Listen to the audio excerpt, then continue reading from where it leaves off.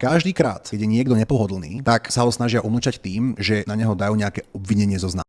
Či už je to Andrew Tate, či už je to Filip Turek, či už je to Diddy, či už je to ponovom aj Dani Kollár. Počujete správne. Daniho Kollára sa im nepodarilo umlčať tým, že ho odsúdili za nejaké vymyslené zákony o extrémizme. Bol oslobodený v každej jednej z tých nejakých 26 vecí, či koľko, okrem jednej, ale tam je odsúdený zatiaľ neprávoplatne. Ústavný súd rozhodol, že tá väzba jeho je nezákonná, proste museli ho pustiť. A zrazu keď ho pustili a zistili, že OK, tak takto sa nám ho umlčať nepodarí, tak skúsime plán B. A plán B je, že dojde nejaká žena a povie, že Dani Kollár ju zneužil alebo vyvíjal na ňu nejakú inú formu násilia. A to sa práve teraz Danimu deje posledných pár dní, ešte o tom asi neviete. Neviem, či sa to vôbec dozviete, lebo je to dosť chabý pokus, ale chcem tým povedať to, že na toto to Európska únia zaviedla, na toto uzniesla túto redefiníciu znásilnenia, aby sa im ľahšie kriminalizovalo tých nepohodlných ľudí. Pretože čo je ľahšie?